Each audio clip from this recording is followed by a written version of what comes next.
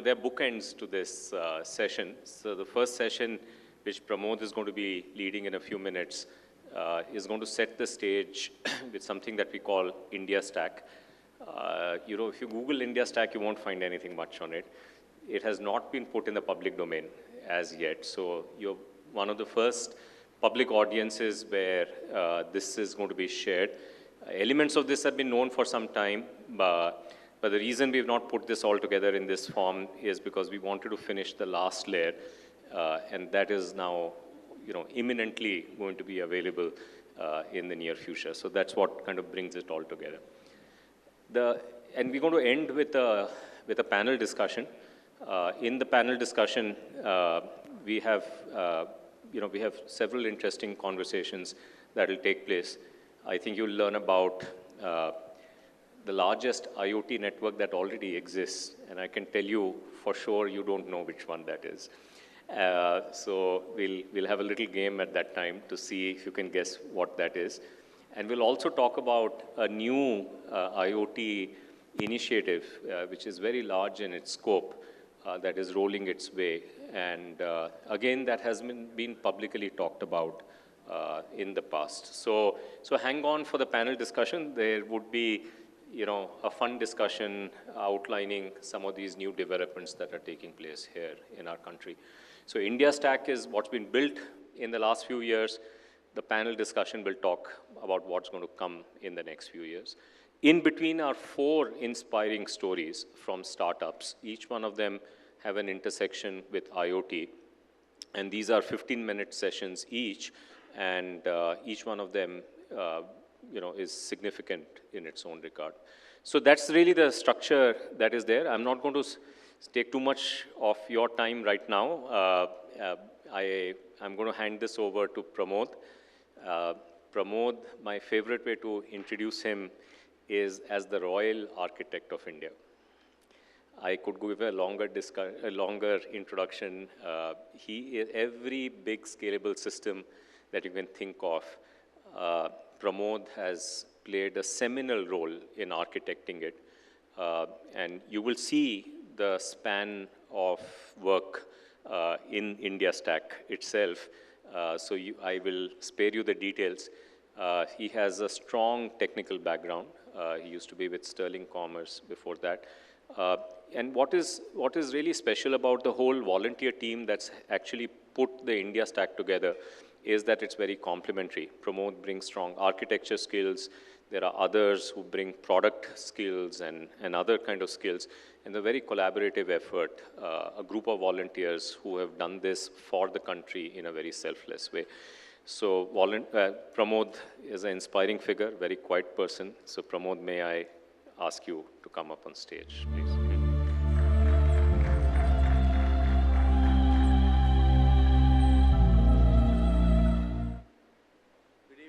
Is it okay? On? I think I have the presentation. Can you put that up? Okay, thanks, Sharad.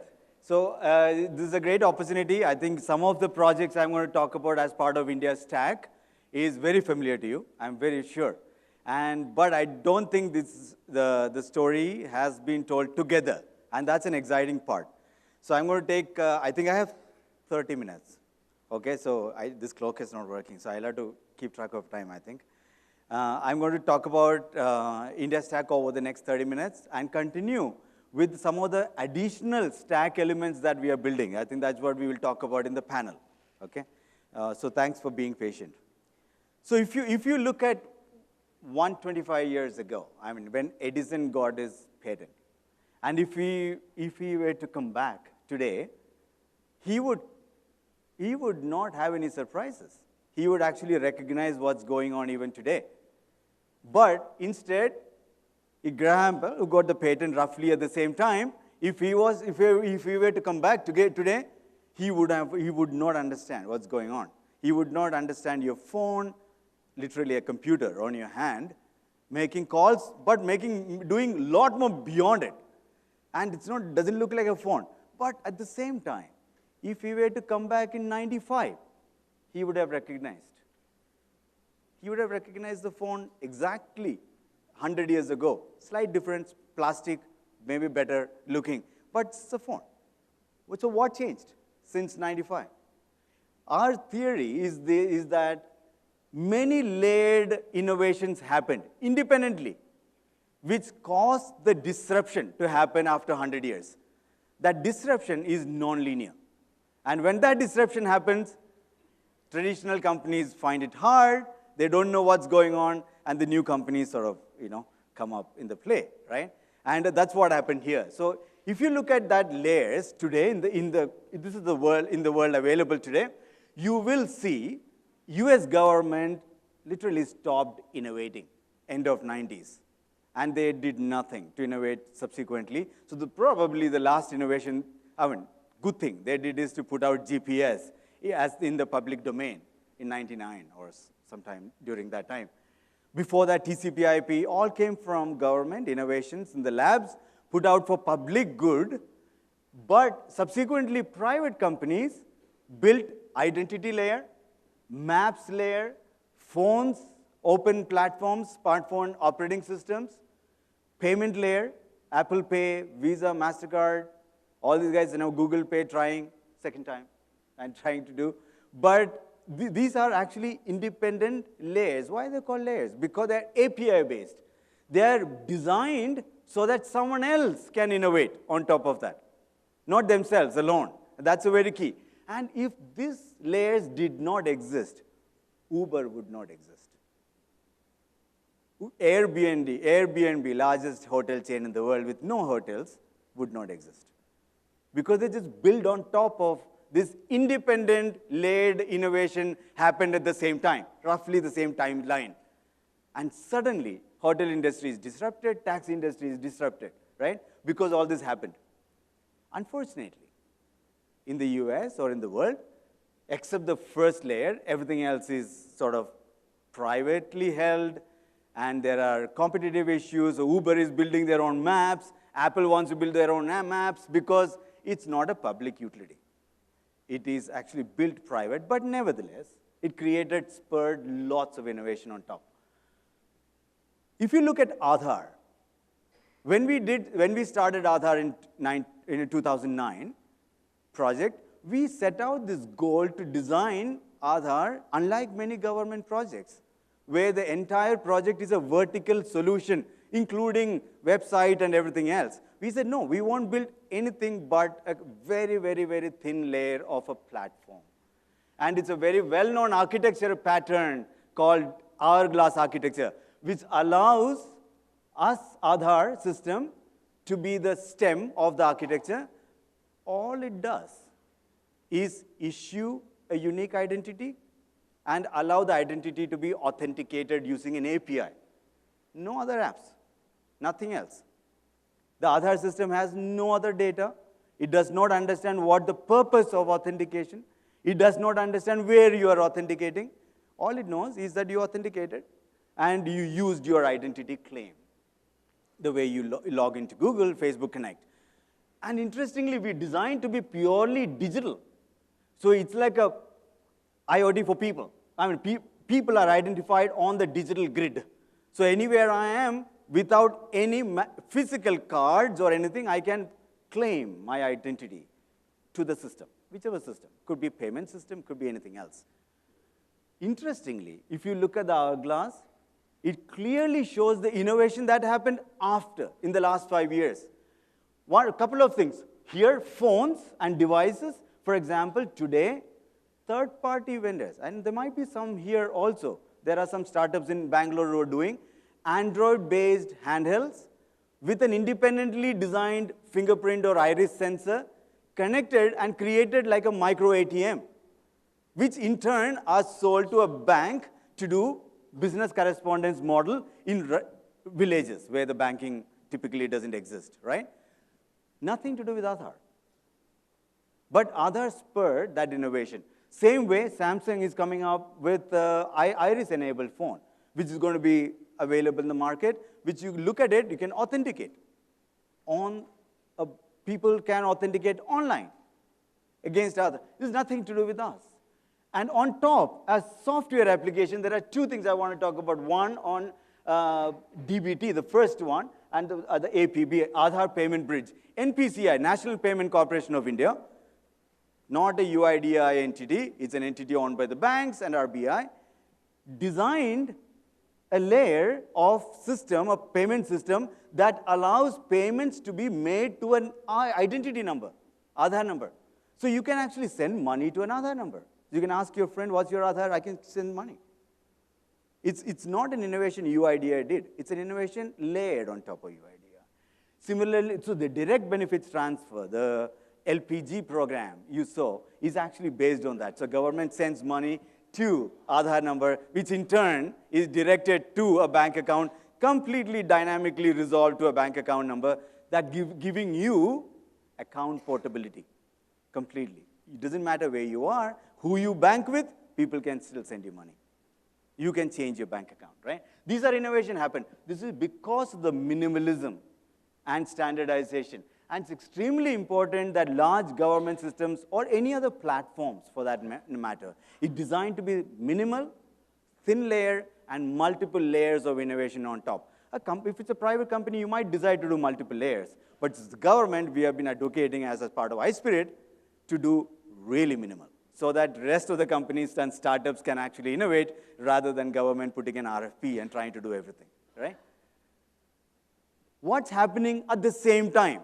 Independent of UID is another interesting innovations, right?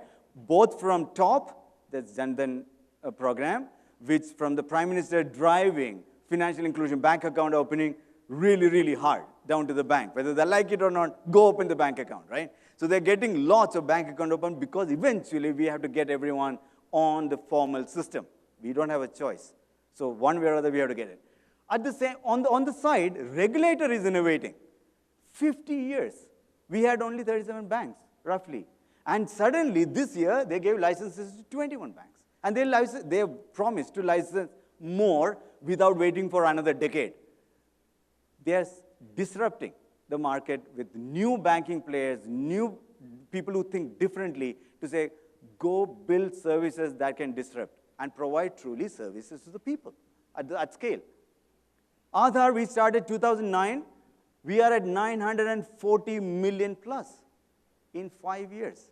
Literally, 5 years, 940 million people have a digital identity. It can be authenticated online with nothing with them.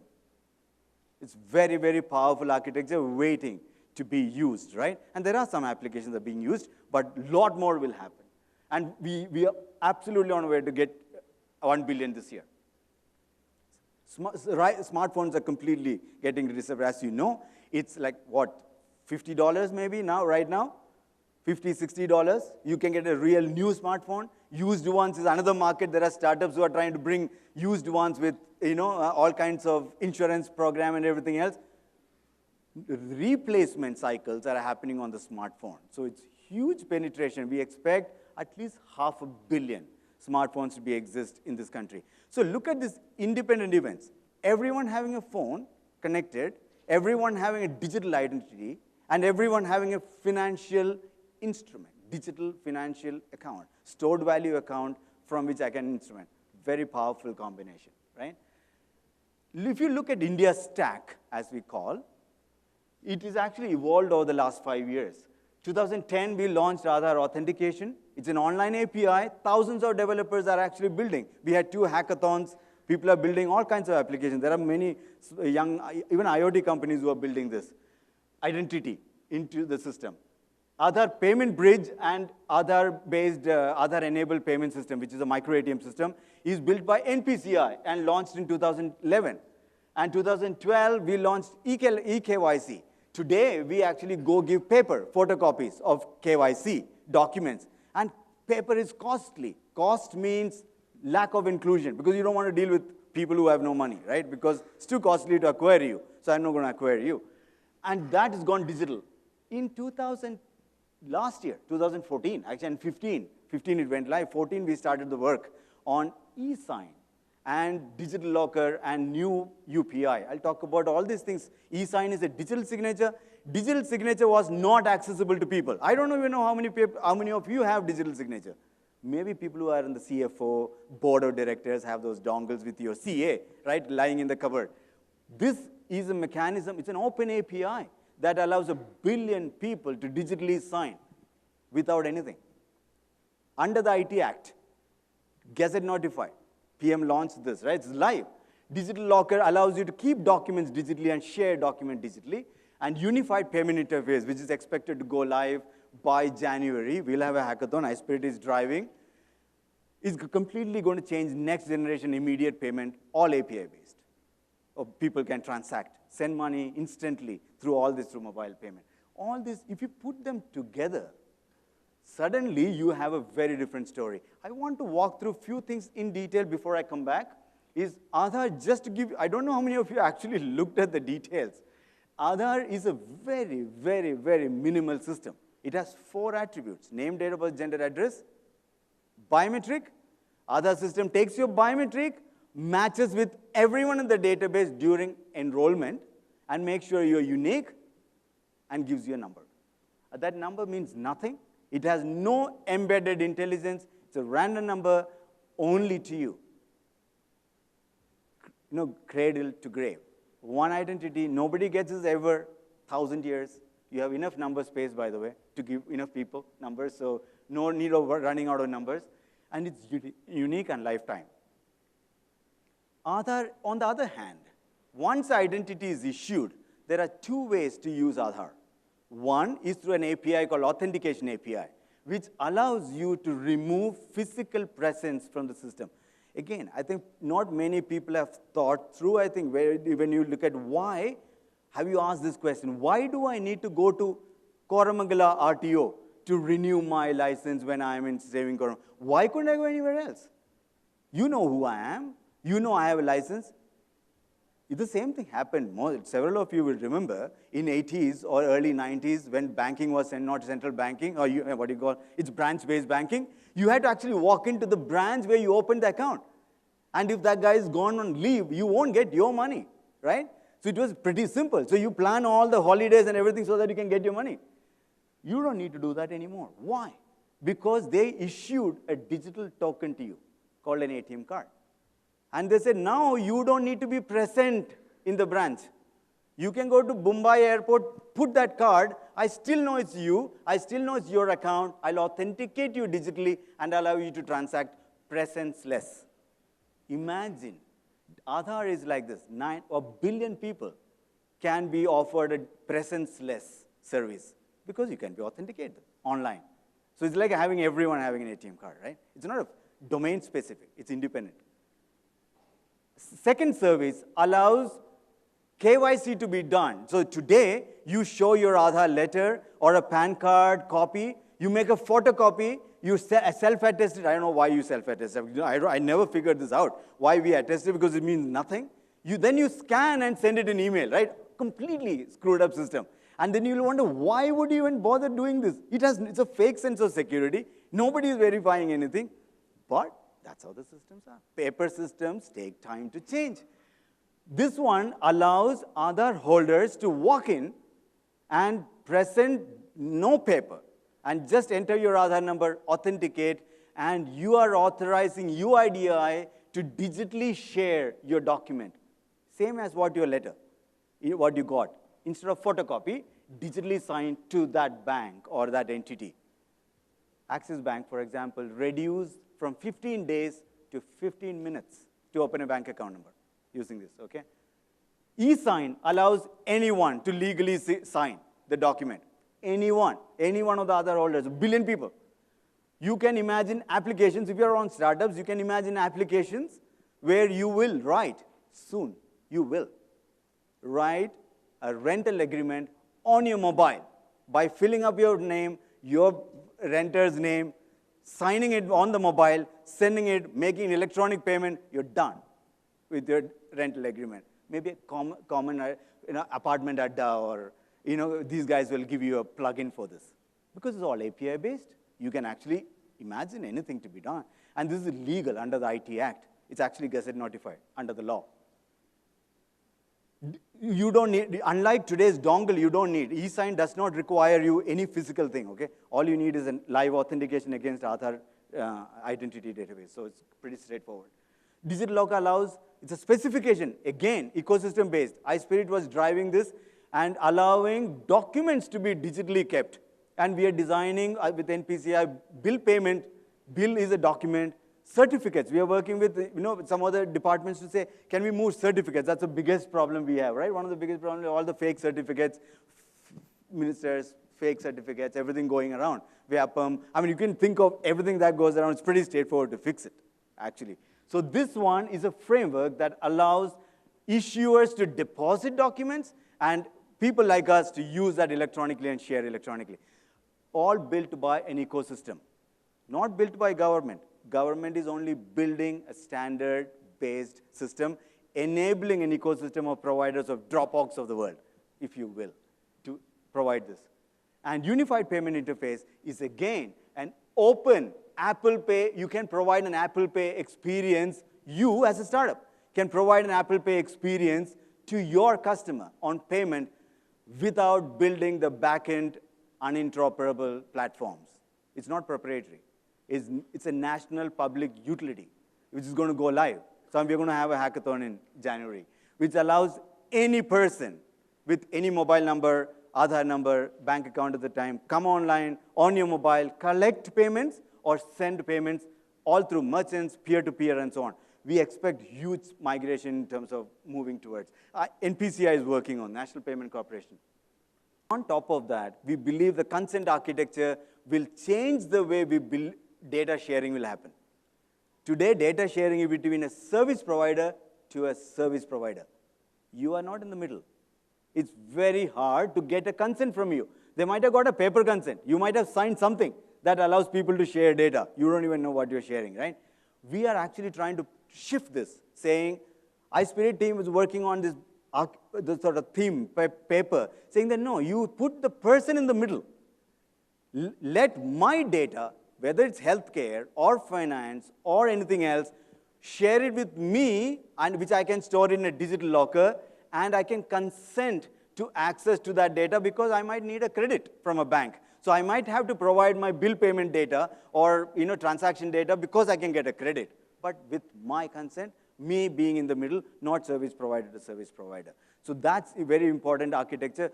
We believe India is the only country which can actually do this, because a billion people have a digital identity and a digital locker access right in the middle.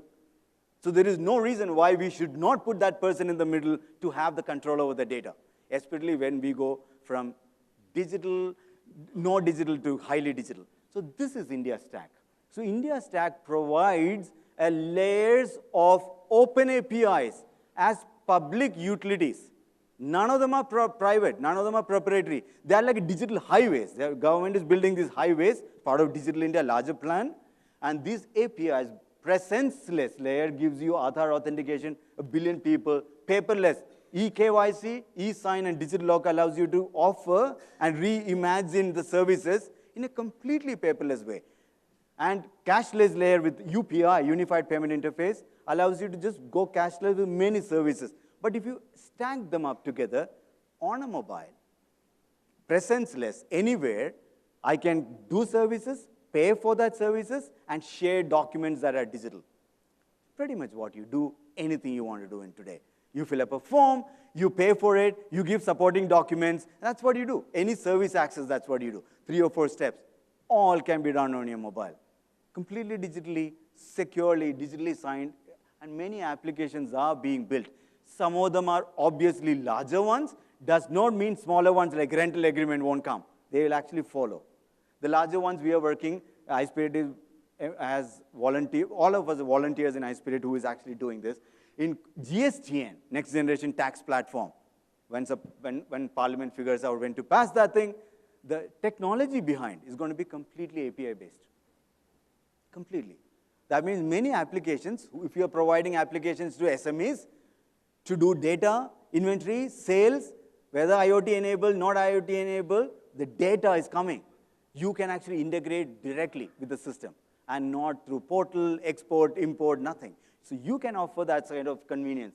We are doing many such platforms. And one platform I want to talk about, India will go from very, very digital poor, which we have nothing, to extremely digital rich very fast.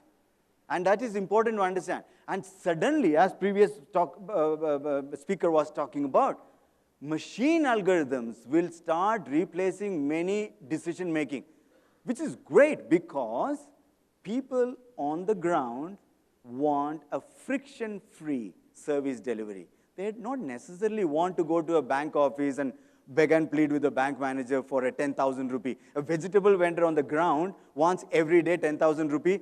You know, I would rather get it without meeting people. People are friction. People less is frictionless.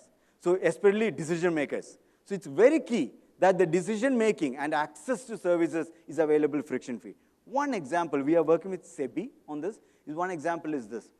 Today, to invest in mutual fund, very regulated, protected, good mutual funds, it costs you 1,500 rupees to onboard a customer.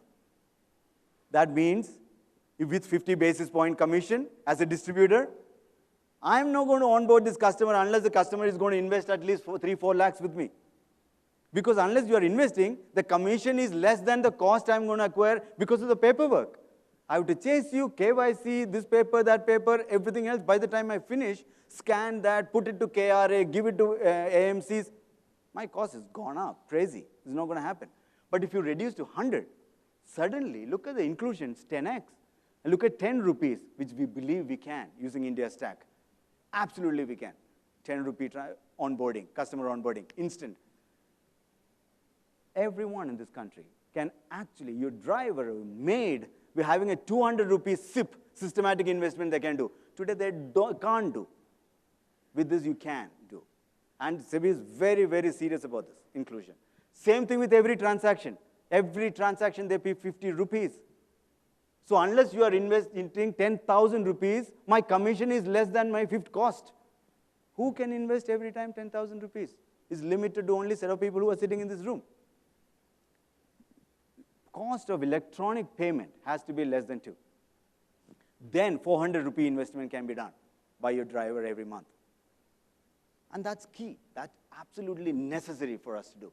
To increase market size and bring massive inclusion to formal economy, formal systems, cost of doing business must come down.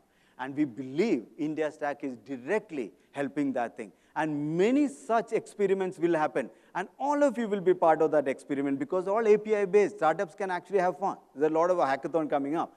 If you start building many experiments, we will have successful solutions for the rest of the 6 billion people in the world. Not the top 1 billion people, the rest of the people.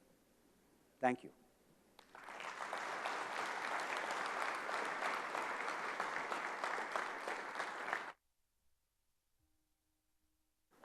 Couple of questions? All right. Okay.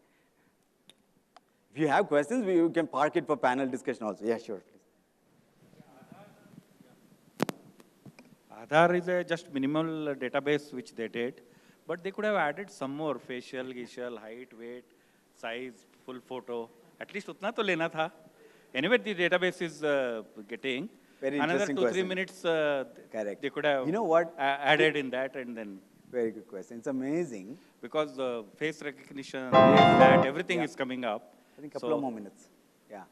We're asking a question. Yeah. Okay. So I don't know. No, very good question. What they thought at that time. When we sat through the committee to decide what we want, the hardest part was to say we don't want that data. How many data elements can we remove from this central system? It's a central system. We have to beautifully balance the purpose with privacy. So most officers, for example, said, hey, you're going to physically touch 1 billion people for biometrics, of course. Touch it physically, actually, right? In one sense. You can as well ask some weight, height, whether you have a cow, whether you are a house, thatch roof or not. It's very easy because 2 more minutes. Anyway, you are spending in line, right? Standing in line. And it was very hard for us to say no. And it was important for us to say no. Actually, if you think about it, you will realize that all we said is this is for the purpose of identity.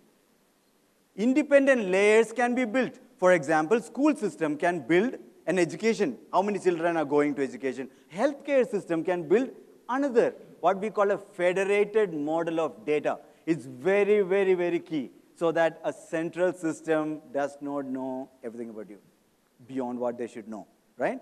So we said, let the healthcare system build an immunization database. Absolutely. And many such platforms are layered, and that layering is very key for us to manage the data. I think you will appreciate that design. Think about it.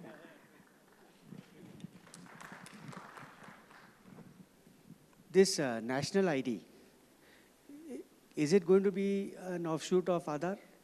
National ID card, smart card. Oh, no, there was some confusion. Okay. So there was a project called NPR, National Population Register, which was actually originally under the Citizenship Act. Then later they figured out that citizenship is impossible to figure out because half the country doesn't have birth certificate, if you know, all right? Nobody registers. You know, if you are not incentivized to register children, you are not incentivized. They are not even incentivized to mark death because unless you are some property, nobody gives a damn, right, whether you are dead or not. So it's unfortunately, we are in a situation where we don't have the basis covered for us to make that leap. So what they did is they converted citizens to residents later. So they said all residents will give, and maybe 20, 30 years later, hopefully with everybody having a birth certificate, we will start saying, or are you a citizen? Because we will look alike. We have no idea whether I am actually a citizen, right? No, I look like an Indian. But anyway, so an NPR project started off, and they designed the whole thing as a card. And we have aligned. Now the project is aligned very well. And there was some tussle, as you know, newspaper and all. I think I don't want to go in there. But it's actually quite well aligned. And the Prime Minister is very, very sure that we want to design something future-looking and not for the past.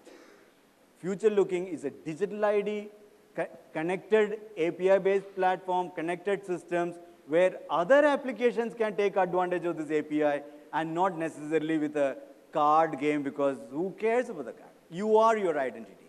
Card doesn't matter. So I think this is a very good Prime Minister. So it'll go. The card is not the way to go. Card, definitely not the way. If you ask me, no. But you might use a card for attendance, for example, or coming into a building. So there are purposes for which card works. It's all right. Yeah. Okay, I think, okay, last question. We can take it up we at can take the it panel. On the panel. So first of all, a big round of applause for Pramod. So when I told you he's a royal architect, not for one thing, he was a chief architect of Aadhaar, all the way to so many systems that have been built. You can see we are really privileged. And these are the national assets and icons that we have here, who in my mind are more important than the so-called media celebrities that we hear of in this country. Thank you so much. So Pramod will be back with us for the panel discussion. I want to shift gears. We're going to have 4 quick presentations from startups. The first one, each one actually is more ambitious in scope than the other. But to set the stage, I'd like to invite Viral up here. And Viral is going to talk about how IoT will be transformed from here in Bangalore. So Viral, over to you. So Viral is probably getting his presentation done. Viral, by the way, has a linkage with Aadhaar. He was a chief data scientist at Aadhaar. He has also been the co-founder of Fourth Line. He is currently the co-founder of Julia Computing, and he'll be talking about Julia here. And as he sets up his, Viral, let me know when you're ready. In the meantime, he is. So, here is Viral for you. Thank you so much. I think I'll wait for them to set up. Just give me a cue when it's ready. All right, maybe while they set it up, hi, I'm Viral. Thanks, Sharad, for the introduction. I'm just curious, while the slides come up, maybe I'll just do a simple Q&A with the audience, and just to get a sense for where everyone is with Julia. How many people have heard about Julia before coming here? That's quite a few hands. That's pretty good. How many of you knew that you could actually build IoT solutions with Julia today? Only Pramod. There's a few more hands. Yeah. So here's. I have a very short and simple presentation about why I think Julia is the right thing for the upcoming world of the Internet of Things, and from a business perspective, from a technical perspective. But maybe just before I jump into it, I'm one of the 4 original co-inventors of Julia. Myself, Professor Alan Edelman from MIT, and Jeff Bezanson and Stefan Karpinski, we started this in 2009. In fact, it was on the same day that I met Pramod, who just gave the talk earlier to work at Aadhaar. We started work on Julia and Aadhaar on the same day. I used to sort of work on Aadhaar in the daytime and on Julia at night. And 6 years later, we have Aadhaar covering most of the country, and Julia is becoming the standard language for, for scientific and parallel computing, and increasingly now for embedded computing around the world. So that's what I'm doing nowadays. Can we make it full screen, please?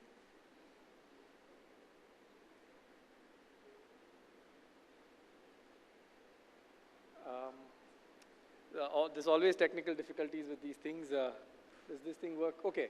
So here's a quote from from a person by the name of Rich Phillips, who was the chief, who I think still is the chief architect of GE Aviation.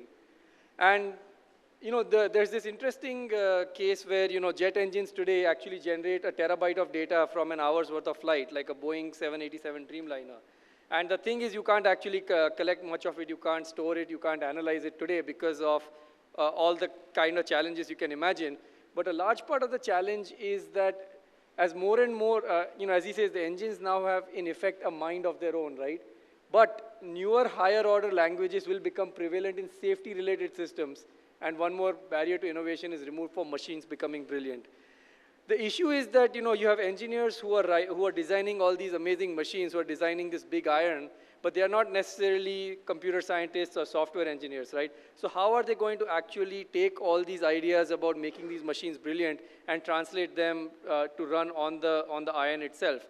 Either you have a computer scientist who's used to writing code, or you have engineers who actually build things. But now we are entering this new world where you actually have to run code on these systems, and the people who build these things need to be able to write these programs. There's a looming crisis. We hear 20 billion IoT devices by 2020. I don't know if that number is true or false, but what scares me is who is going to write these programs and how. Surely we are not going to write them in C with manual memory allocation, right? We have lots of sensors, and all these devices are actually going to increasingly run complex algorithms, right? Imagine an ECG device that sits on your heart that monitors your ECG. This is not just something that's going to make a database call or an API call, right? I mean, this is something that needs to monitor your heartbeat, see the shape of that pulse, and actually decide if your heart is beating in rhythm or out of rhythm. And if it is out of rhythm, then alert some server somewhere through an API call. So it's actually pretty sophisticated mathematical things that are beginning to run on the smallest of these devices. And that's why Julia is the perfect solution. Julia is a mathematical language. It was actually developed right here in Bangalore along with the Department of Mathematics at MIT and hundreds of people around the world. I'll come to that. It's most importantly a common language for engineers, data scientists, and computer scientists. And it's a common language that can run on the smallest device to the largest servers on the cloud. Open source community, 100,000 users, nerve centers, like I said, in Bangalore and at MIT, but there are 400 contributors. 400 people have actually contributed to the Julia language worldwide. It's a huge community, and we think it's the right strategic choice. Like I already said, you have all these devices coming up there, and you have your ECG, or I have an MRI machine out there, and you have the stuff that runs on the cloud. If you could write the same logic using one language, you can imagine running the same program on the device as well as the cloud, and actually the compute moving back and forth. If more power is available at the device end or at the edge asset, you can run the intelligence there. But if it's not, it can beam the data and run it on the server side. You cannot do it with traditional application development where you write a Java program that runs here and a C program that runs there, because then you have hard-coded the application logic. You really need to write all your math, all your processing, all your data collection, everything in the same language, and you can see amazing benefits. And I'll show an example. So I think not rewriting your solutions in a second language for deployment, that's everyone knows, right? I mean, that's a huge win. If you don't have to rewrite your programs for deployment, if what you prototype goes onto the device or onto the server, that's great for productivity, that's great for performance, right? So it's savings of millions of dollars for businesses, it's faster time to market, all the good stuff. think all you guys here probably know that. I'm going to go into a rapid set of things about where Julia is actually being used now. Here's an example of Julia in collision avoidance. So this is an FAA program. This is a device that actually runs on each of your aircrafts. Every time you're in an aircraft, there's a device running this program. And that basically detects for collisions within 1 minute. So if 2 airplanes come within 1 minute of collision, it will give a directive. And it will tell pilot 1 what to do and pilot 2 what to do. And sometimes the directives may appear not to be sort of the right ones. For example, it may tell one pilot to actually accelerate towards the other one, because it knows that it will climb past and miss it, but not doing so will lead to a collision. In fact, ever since this system has been in, deployment, the only times mid-air crashes have happened is when pilots did not follow the directives and decided to do something of their own. This has become, for a variety of reasons, with UAVs coming out, with drones, with all these things, this system is, going into the next level. And the specification that the FAA, the Federal Aviation Administration, will give to all the manufacturers, of aircraft, will be actually written in Julia. So the idea is not just to have a paper document that's a specification, but executable code that is a specification, so that there is no doubt about about the correctness of the program. Here's another example of a 3D printer that runs Julia. This is a company called Voxelate. They build very advanced new kinds of materials for 3D printing. They can build conductive materials, and they can actually put all kinds of new things. They have a 3D printer which actually printed that quadcopter. So the quadcopter was actually completely printed with software written in Julia. So the entire geometry of the head that goes around laying the material was written in Julia, and by a team of 1 or 2 people from scratch. So I think this is a strategic decision for the industry.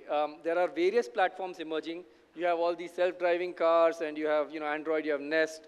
There are a number of these innovations and devices that are coming out of Silicon Valley. And there are a number of proprietary platforms that are coming up. Although there are platforms, operating systems, and sort of the surrounding software that is coming up, what is missing is the ease of programming. You're still sort of programming with the same low-level tools that will not give you a leg up when you go to the next level. Of course, I have an axe to grind, so Julia is, I think, the right choice for something like this. It's open, it's neutral. It operates on the devices as well as the cloud. It's universally adopted. I mean, what more do you want, right? You have thousands of people graduating who are learning Julia in some of the best universities around the world.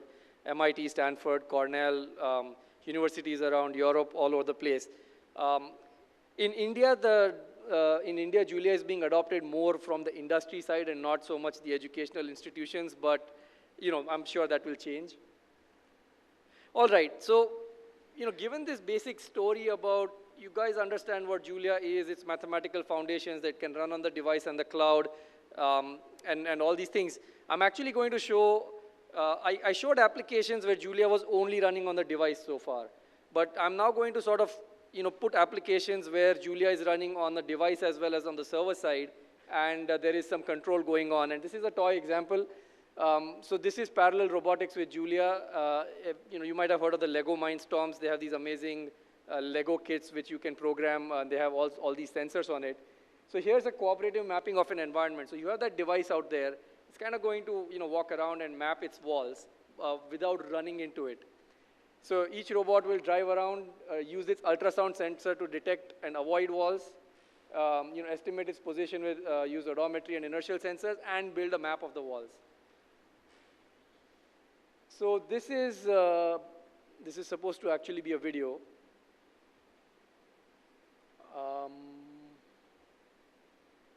That's a bummer.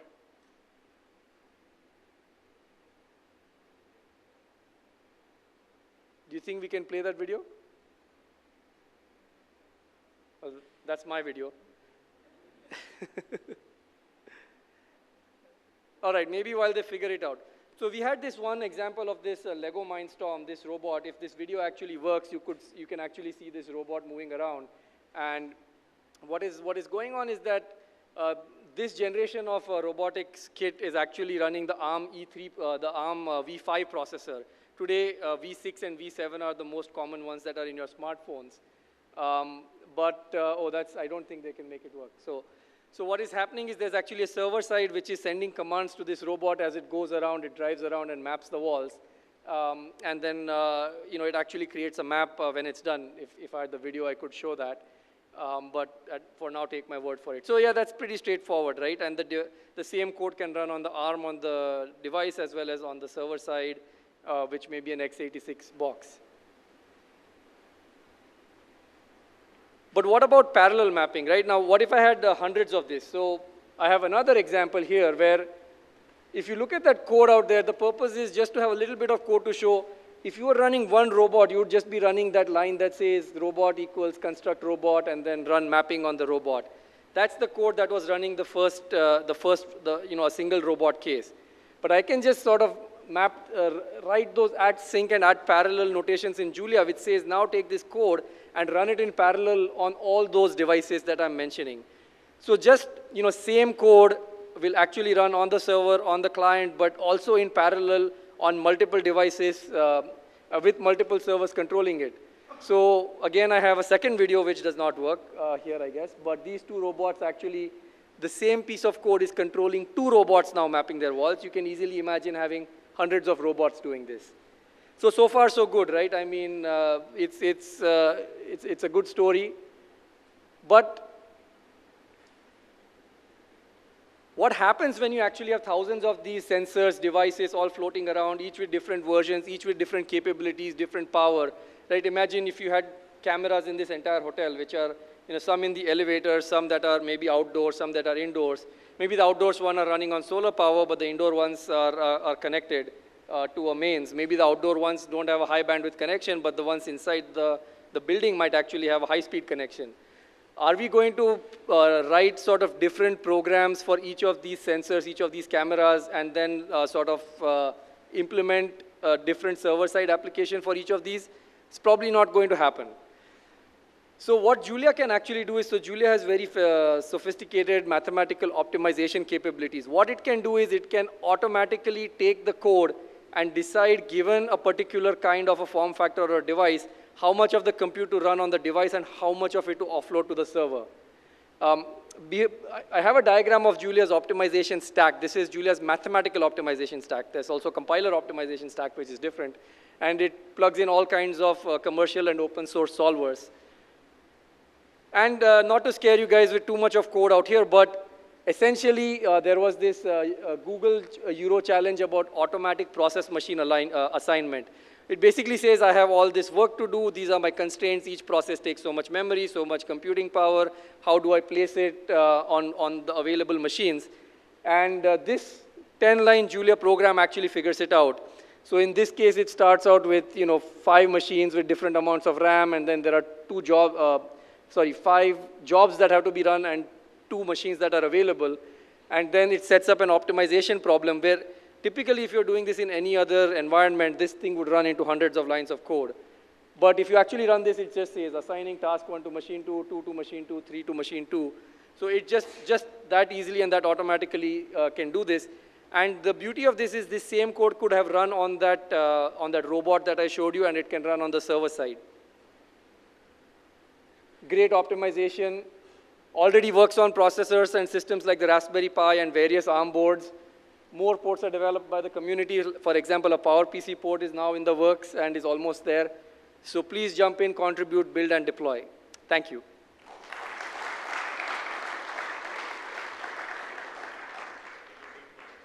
Okay.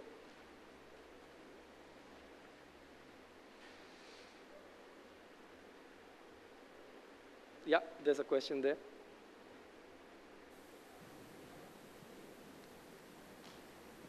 Hi, thank you for your wonderful presentation, but could you please help me understand difference between Google's Weave and this language? I'm not able to figure it out.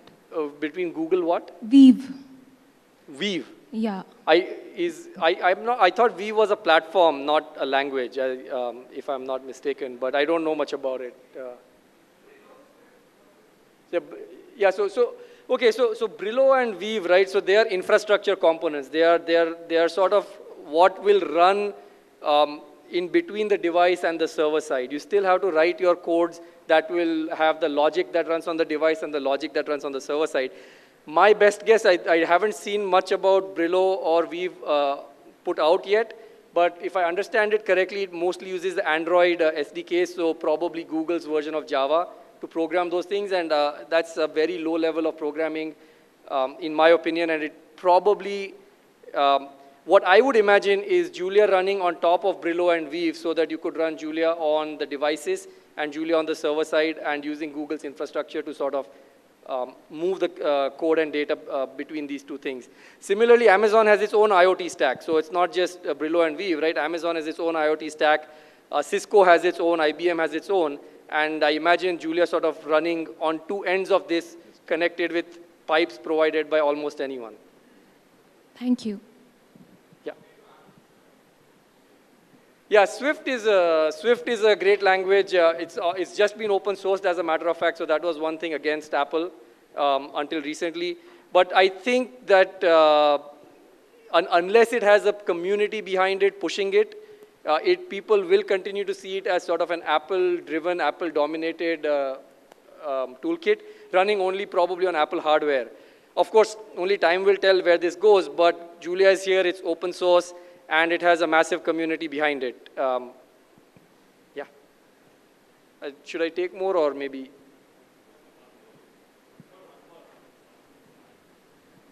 Yeah.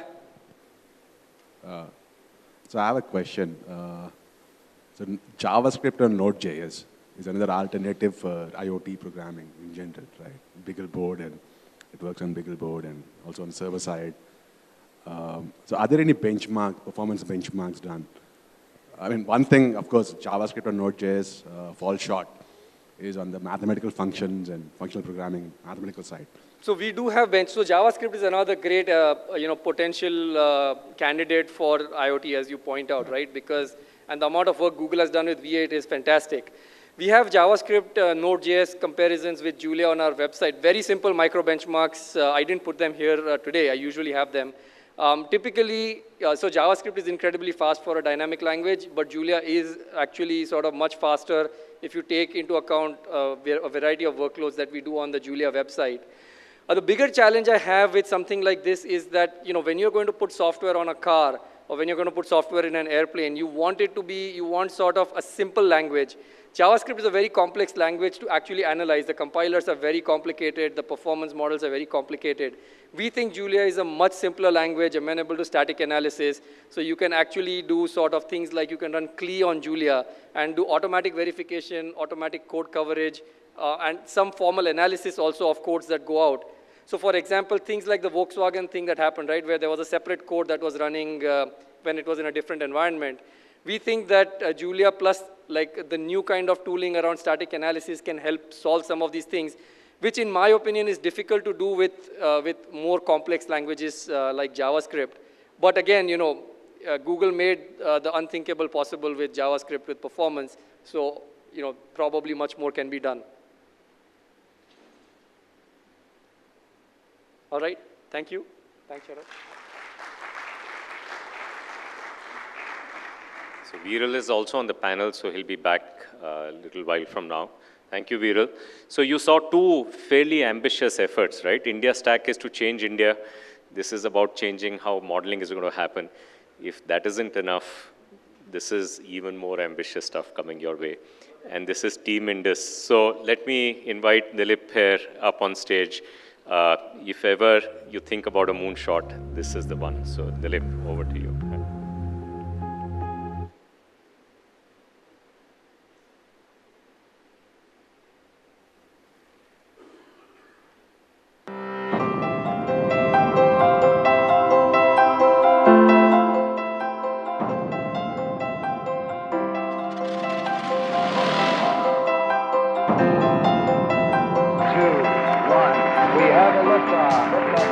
Today, we're challenging private teams from around the world to design and build robotic explorers and race them to the surface of the moon.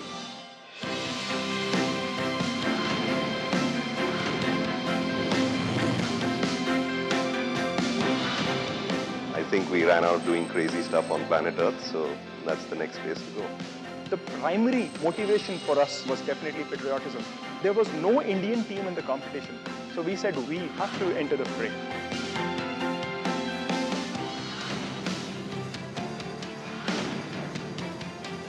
Let's look at the pinnacle of science and technology and engineering, and let's compete at the world and see if we can win.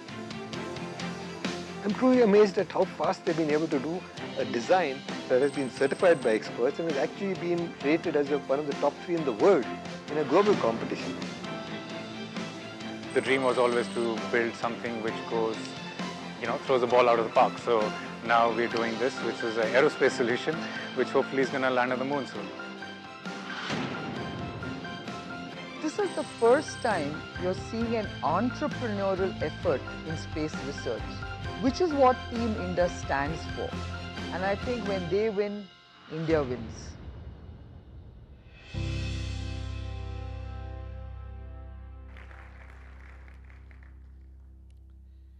Thank you, friends.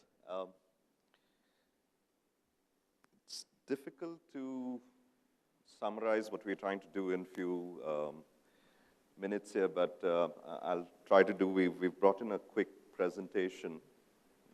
Yeah, right there.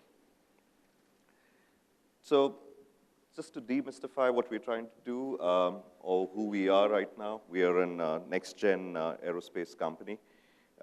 Currently, we're proud to say we are ranked as the top 3 teams in this competition, though we were the late starters in this competition. In fact, we were the last team to register 3 years later than all the front runners, but we managed to catch up with them, and I think we're giving them a tough fight. To our credit, we have won a $1 million prize money, which validates the landing technology that we have built currently. We're building a spacecraft to go to the moon. Our team currently is about close to 80 people. These are slightly old slides, so we have about a dozen veteran ISRO scientists, and very glad to say there are about 60 plus 1-year to 5-year experience engineers and postgraduates working with us.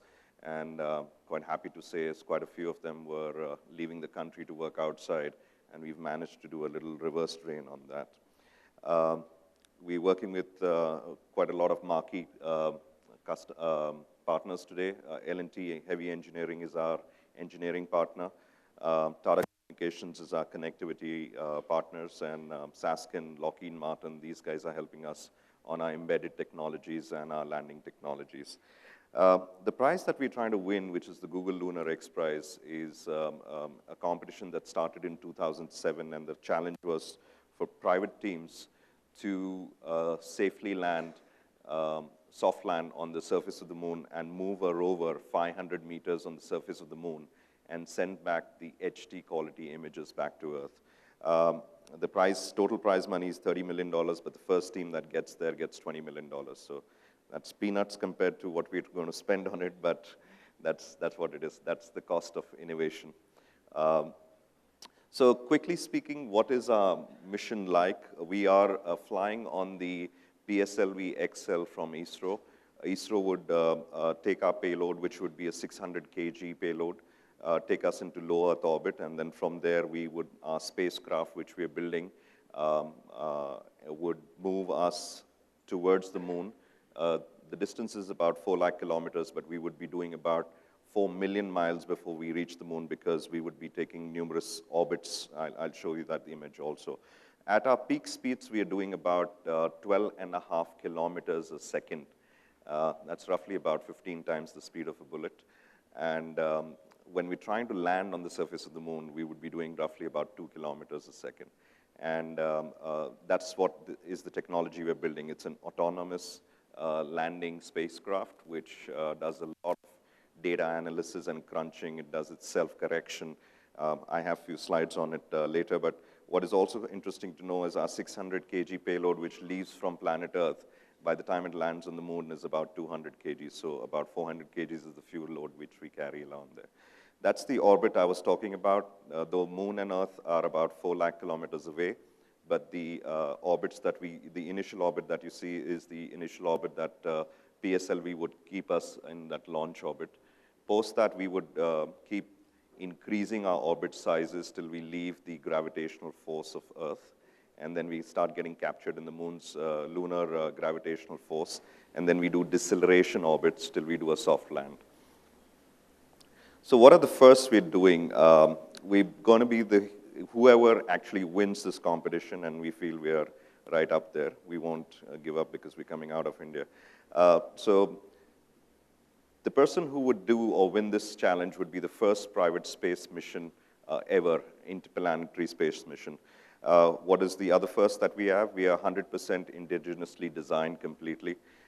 We are extremely low-cost mission. Our mission cost is somewhere in the vicinity about $65 to $70 million, in which about $45 million is just our launch cost. So if you go to see our technology and development cost, which we have spent for the last 5 years, is very minimalistic compared to other lunar missions. Just to give you a benchmark, an average lunar mission, landing mission costs anywhere between $500 million to $250 million. So compared to that, the 65 we do it in it is going to be an extremely low-cost mission.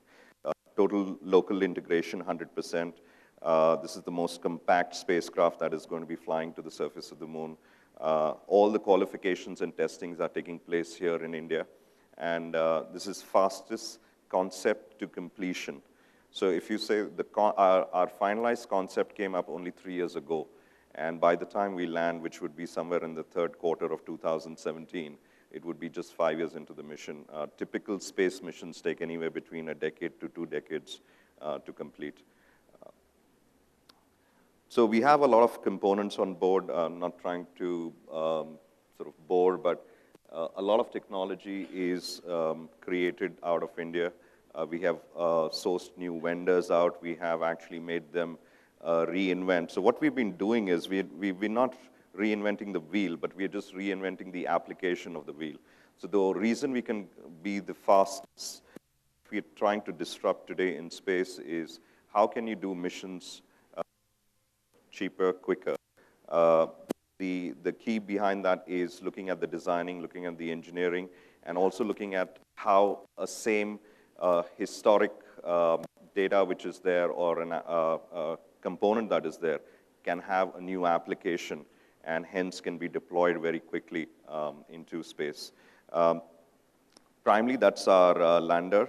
We have a code name for a lander. It's HHK, which is the short form for Hum Hoge Kamyab, and should be landing on the moon about 18 months from today. The other piece of technology that we're building, and in fact, let me go back to this piece of technology, Hum Hoge Kamyab.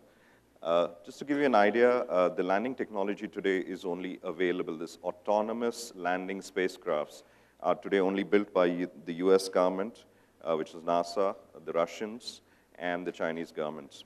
Apart from them, nobody on the planet today has this technology, and that is what we're trying to build today out of India. It's quite path-breaking that a small company from India can look at this, but I think all the credit goes to the knowledge base that Indians have today and the ecosystem that has been built around in India that allows us to do this, and also the confidence to be deployed on a spacecraft or a launch vehicle, which is one of the most consistent launch vehicles today on the planet, that is PSLV. So we're actually standing on all those shoulders and helps of all these people. We have another product that we would have. Our spacecraft would be carrying a 20 kg payload. And one of the 10 kg part of that payload is actually our lunar rover. She's codenamed ECA, or Ek Choti Si Asha, and we hope she would be in 18 months putting up the Indian tricolor on the moon, on the surface of the moon. She's very intelligent, far intelligent than me. I can definitely vouch and guarantee for that. She can think, she sees her world in 3D all around. There are a lot of technology built around her. She needs to survive the harsh lunar climate and environment. She's designed to work at 200 degrees Celsius positive and minus 250 actually. And she has a lot of intelligence built around her. If you tell her to go and jump in a hole, she will not. She'll look at you and laugh away. So there's a lot of intelligence built in her. And she would take roughly, she moves about at 2.5 centimeters a second. And the 500 meters, which we hope to finish after landing on the surface of the moon, would roughly be taking us about 48 hours to do. So what the aerospace company that we're building here is, it has our first primary mission is to go to the moon.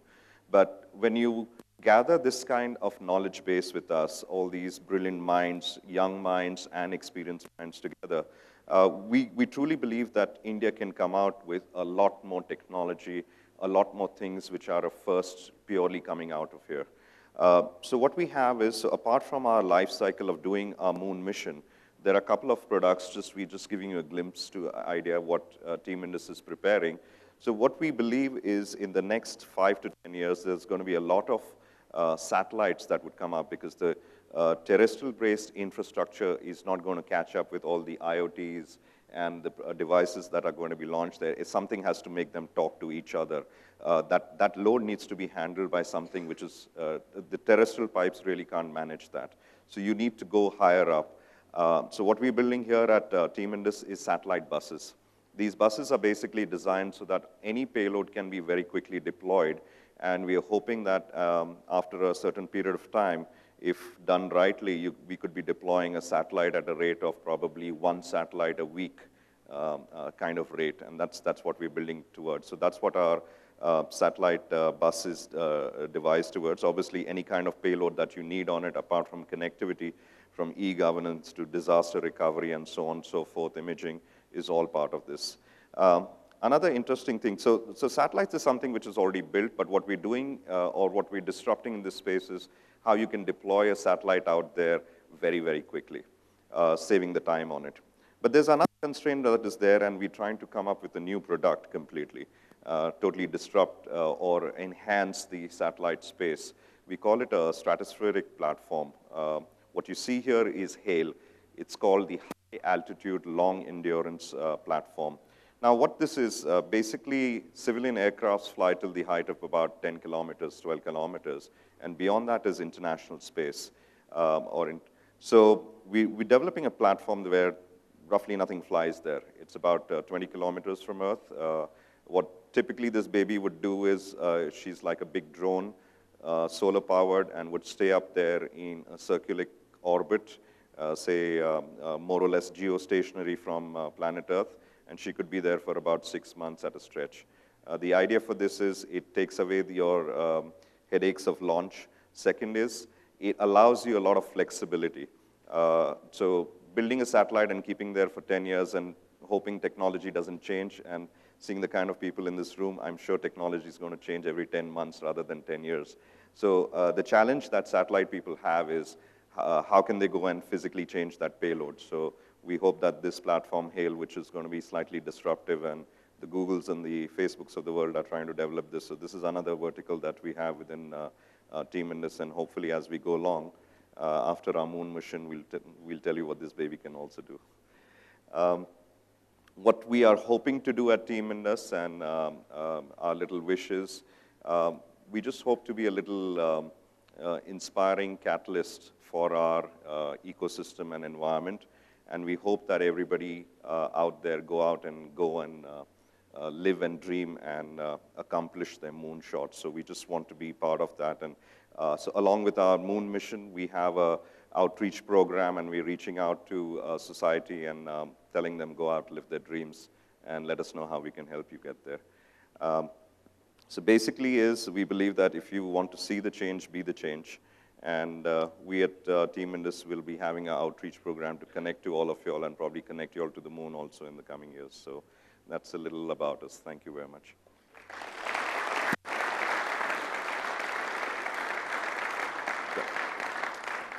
Sorry? Yeah. Any questions, if anyone would like? Yeah, please.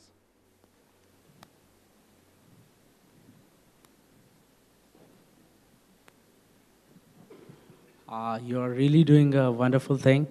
And about these things, I've been reading since last few days. There is Skybox Imageries, which is acquired by Google. There is OneWeb, which is coming up.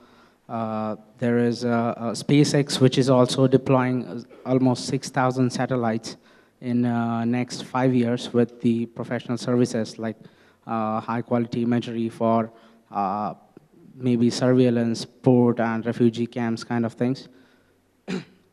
So since ISRO has set up already the benchmark for the Mars mission that we have, done in less cost as compared to the rest of the world. So in terms of the value proposition of the cost, where do we stand with the team Indus in terms of cost effectiveness, what other companies are currently doing that I already mentioned? So I gave you an example of the moon missions, which are typically in the vicinity of $500 million to $250 million, and we're trying to do that at 65 million. But apart from a cost benefit, I think a cost benefit is also a subset of the time required to deploy that mission. And at Team Indus, what our focus is how to deploy that mission far quicker and more effectively. And I think the net resultant of that is obviously economic benefits, but our focus is not just economic benefits, it's the market is going to be very large, and I think it's how many you can deploy, how soon. So all the other people you mentioned, they're trying to finish those missions in another 5 years from now, and we're hoping to do it much quicker and faster than that. Yeah, that's right. So naturally, the manpower components and all other components do come down. Yeah, that's right. That's right. Well, thank you, everybody.